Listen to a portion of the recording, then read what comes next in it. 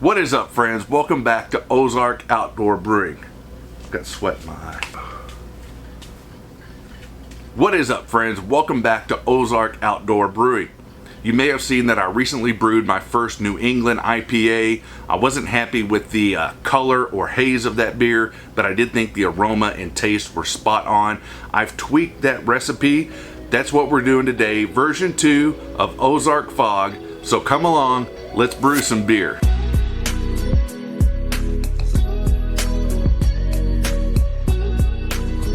I did learn quite a few things with version 1, and for those of you that reached out, sent me a message, commented on the videos, thank you so much. I enjoy talking with you all, hearing your comments and getting your feedback, and then seeing if I can incorporate that into any of the recipes and the beers that I do. So the first change that we made was to the grain bill.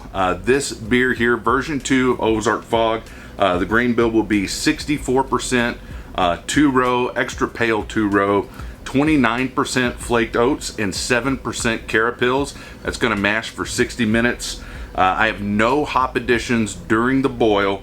Those are going to come in at a Hopstand at 190 degrees Fahrenheit, which will be 2 ounces each of Citra and Mosaic. And then I will have 2 dry hop charges that will come in later on during the fermentation process. That will be a total of 8 ounces. Which is 4 ounces each of Citra and Mosaic. Also changed up the yeast that we'll be using. Last time we used WLP065 Burlington Ale yeast from White Labs. We're sticking with White Labs this time, but I'll be using the London Fog. Only appropriate since my beer is titled Ozark Fog. And that's WLP066 London Fog Ale yeast. Just like with the last brew, I don't know if you can see it, but over here on my workbench, I do have a yeast starter that I began about 48 hours ago or so. And I did use proper wort starter along with the WLP066 to get that thing going. Okay, friends, we're heating up our strike water. Target temperature to mash at today is 153 degrees Fahrenheit. So right now I'm going to shoot for 159 or 160. It'll let me mash in, and then knowing that that temperature is going to drop, and hopefully I can keep it right there at that 153 range. I've also gone ahead and added my brew bag. I do use the brew in a bag method, BIAB. This bag is from brewbag.com, I believe. There'll be a link down in the description below. You all, if you've watched my videos, you know I absolutely love this bag. It's high quality, very well made, very durable. Okay, friends, we hit 159 degrees. It is time to mash in now. I'm going to grab my grains over here. I've also got my trusty brew paddle that I absolutely love to mash in with. So let's go ahead and get this done now.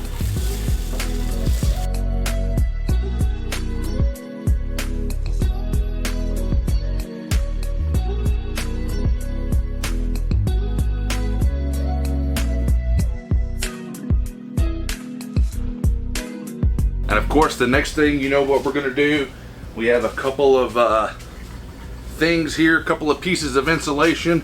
I call it insulation. Other people's may call it, it's a sleeping bag. And just like that, our 60-minute mash is complete, friends. Let's go ahead and get this uncovered. Then we'll raise and drain the grains and get ready for the boil.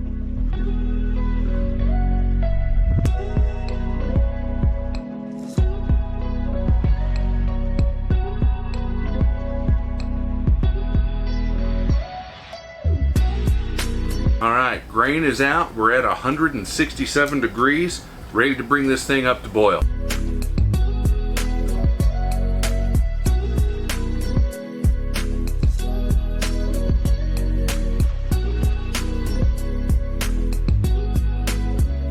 The 60-minute boil is complete, friends. Now then, we're cooling this down. You'll notice there were no hop additions during the boil.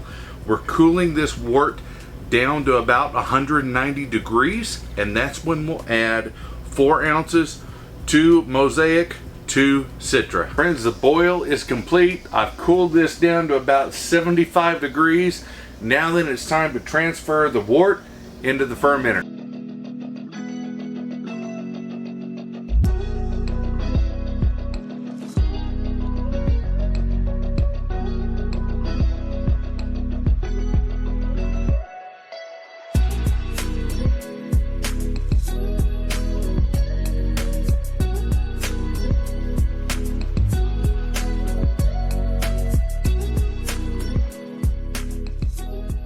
Friends, we've got the wort moved into the fermenter now. It is time to pitch the yeast. I have my magnet here that has got my stir bar pulled up. That way I don't introduce that into my beer. And now we're going to pitch this yeast. Just slowly pour this into it. Make sure that magnetic stir bar doesn't go into it. After that, I've got the floating dip tube. That's going to go down in. The lid's going to go on. All of this has been sitting in a bucket of sanitizer over here, so I've got that. Lid goes on. Screw it nice down and tight. All right, that is on there tighter than a squirrel's ear. This is ready to go into the fermentation chamber. Only thing that I have left to do is add a spunding valve with an exhaust that'll go down into a mason jar of sanitizer. That will let me know the bubbles and how fast and how quickly fermentation is going. I'll get that put into the fermentation chamber. This should take about a week-ish, give or take. And then we're going to have 2 dry hop charges somewhere around day 4 to 5 and another one around day 7 to 8, depending on how fermentation goes. Friends, it's been 12 days since this was originally put in the fermenter. We've added 2 dry hop charges. I've also cold crashed this down to 38 degrees, and now it is time to finally keg OZK Fog version 2. I've got everything staged, ready to go. I've just got to add my jumper cable here between the fermenter and the keg.